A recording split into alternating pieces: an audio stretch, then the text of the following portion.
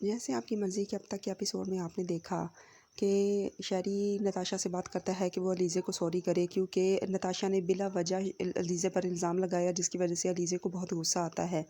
और शैरी के इंसिस्ट करने पर नताशा अलीज़े को सॉरी कह भी देती है। फिर जब सब शादी पर जाते हैं तो वहाँ शैना भी होती है, जो कि अहमद की दोस्त है और अहमद की बॉस भी है। और जब शैना देखती है कि शादी में शहरी आया है, यानी कि शहरियार अहमद, तो शैना के होश उड़ जाते हैं, क्योंकि शहरियार अहमद शैना का एक्स हस्बैंड है। और वो सारी यादें उसे याद आ जाती हैं जो उसने उसके साथ सलूक किया था। और ये वही शैना है जिसने अमेरिका में आना बंद किया हुआ है शैरी का। और शैरी उसे नहीं देखता, लेकिन जब शादी के इवेंट में वो देख लेती है शैना उसे, तो शैना अपने घर वापस चली जाती है। शैना काफ़ी परेशान हो जाती है। घर जाकर वो सब कुछ सोचती है जो कुछ उसने उसके साथ किया था।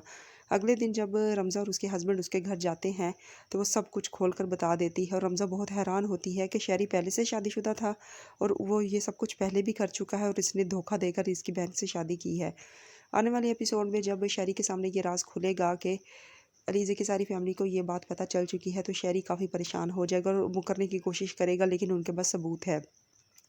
उसके बाद अलीज़े के डैड कह देंगे कि अलीज़े अब मज़ीद इस घर में नहीं रहेगी, हमारे साथ चलेगी।